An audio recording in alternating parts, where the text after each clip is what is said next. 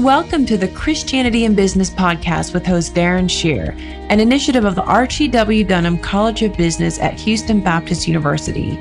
This is the show that helps Christian business leaders to integrate biblical values into business. You can get more information about HBU's Center for Christianity in Business and sign up to receive free access to all issues of the Christian Business Review Journal by visiting our website at christianityinbusiness.com. On this episode, we're joined by Dr. Lane Cohee.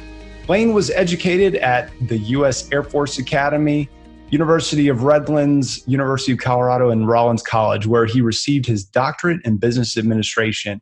He currently serves as an associate professor of management at Palm Beach Atlantic University in West Palm Beach, Florida. Not a bad place to work. Prior to joining PBA, Lane spent 30 years in the defense and aerospace sector, most recently serving as an executive business leader at Harris Corporation. And by the way, he's also a former Air Force officer, so we appreciate your service.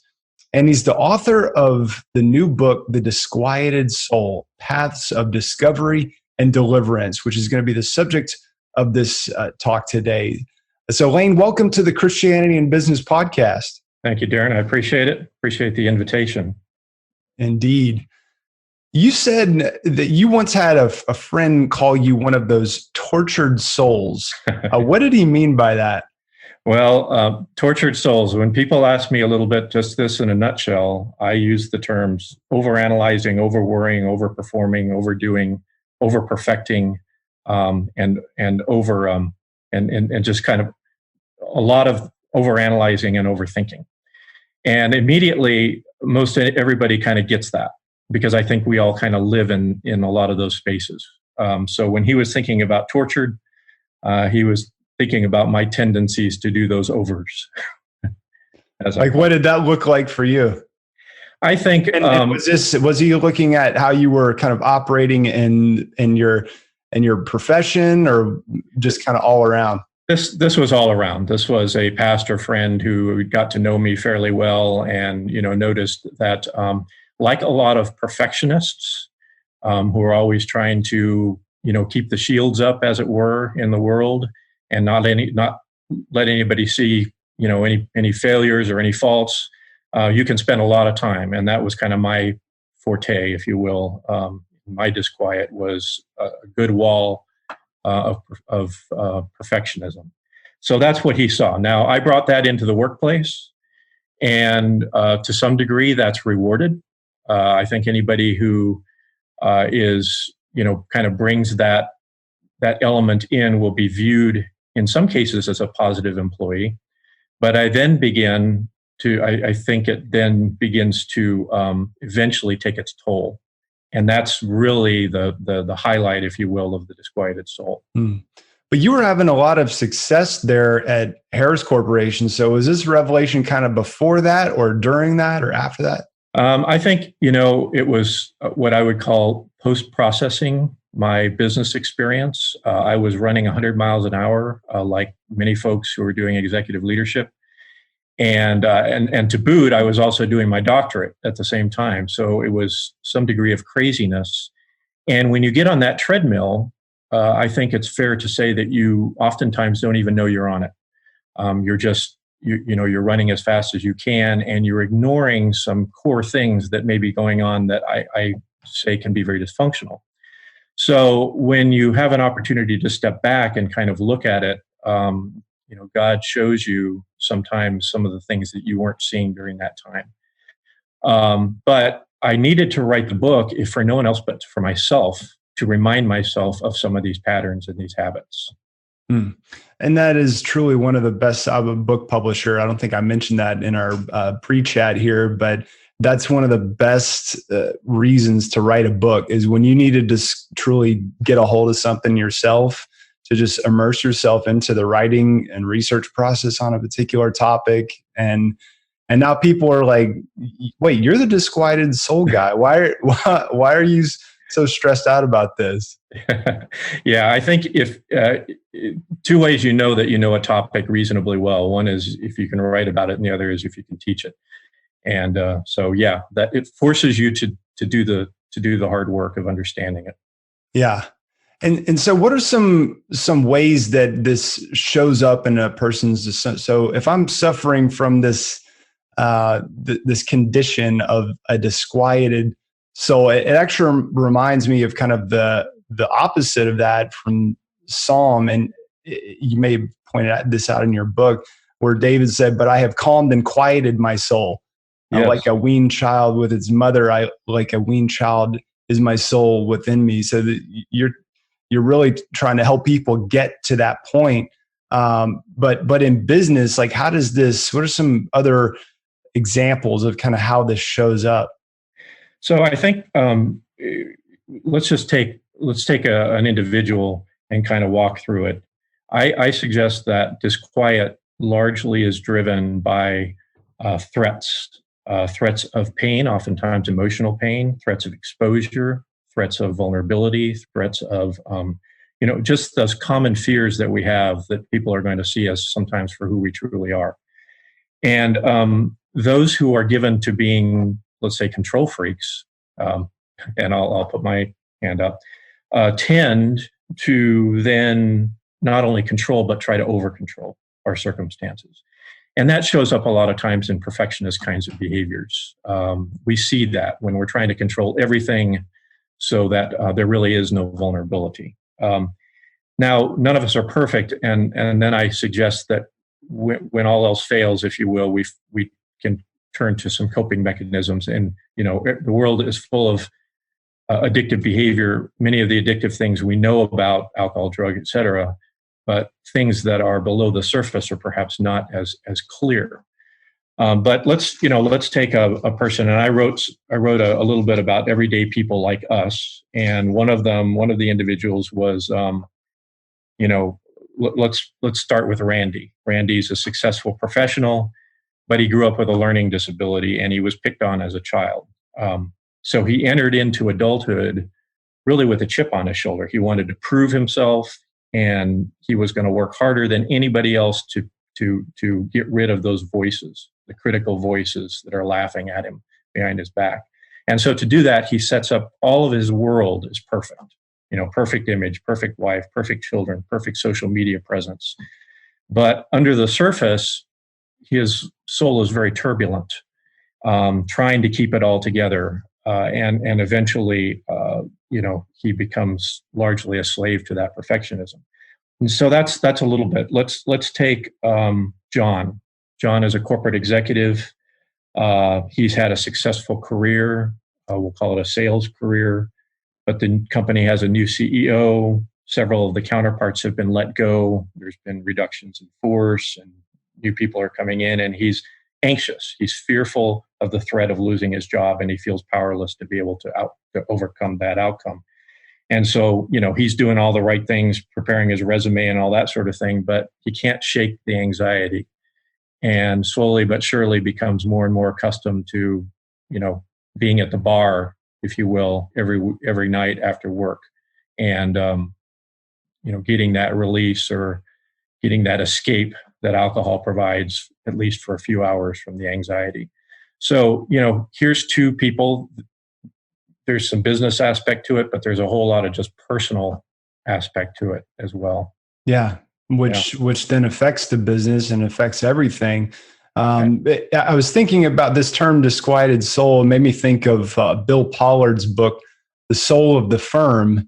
And so it got me thinking about companies that have a disquieted soul, and how that culture just really affects everybody in the organization and the way that they just approach the marketplace. And have you found that companies, maybe an organization that you've worked in, kind of was suffering from that? What did that look like? Well, I've certainly seen, I don't know that I could say an entire company culture, although I've certainly seen cultures where, because of the sheer volume of change that happens and is introduced, and the inability for people to keep up, if you will, people get very anxious.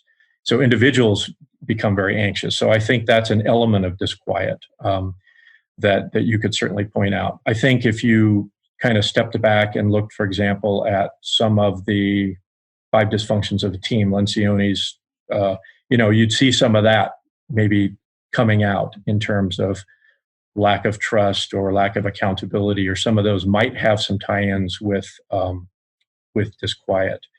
But I think this is just really a core, visceral, personal experience that no one is immune from the CEO of the company all the way down to anybody who's working in the operations floor. Mm. But this is possible. I mean, what you're talking about is not something that only awaits us in an eternal rest. Because right. I mean, David, it's like maybe Jesus could get to this point, or Lane could get to this point, but I couldn't get to this point. I mean, we read about David again, going back to that verse there in Psalms. But I have calmed and quieted my soul. So what does that look like? I mean, what kind of just kind of cast a vision for our listeners of what that can look like in their everyday lives, especially in business. Because I mean, as an entrepreneur myself, I know that when you got to pay your people, you've got to keep the doors open, you want to continue to grow, all of those kinds of things. There's a lot of stress there's an opportunity for stress. So what would this look like? Yeah. So one key chapter that would be very helpful, particularly in the business framework, is the chapter on the driven. And this catalogs the tendency that driven people, and many driven people, of course, are business leaders, amongst other things, the tendencies that we tend to have. A real good, obviously good book is Goldsmith's What Got You Here Won't Get You There. And his catalog is really a catalog of disquiet. And so what I do talk about, and this will lead into answering your question, is what I call the dark side of achievement. We all love achievers, but there is a dark side, and there's two core ingredients that I think we have to get our arms around as believers. One is our tendency towards shame, and the other is our tendency towards pride. And I talk about this a lot in the book, and they seem strange bedfellows, but they're actually very, very related. And I suggest, and we don't have time to go through all of it, that really getting to the root of understanding our core shame and our core pride is very essential in terms of understanding the reasons for disquiet.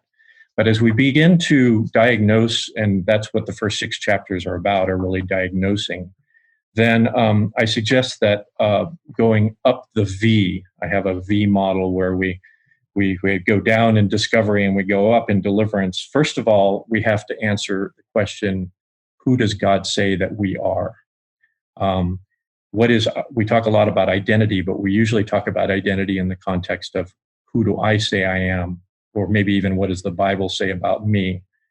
But the real question that I think is important is, who does God say we are? And rediscovering our sense of self is critical.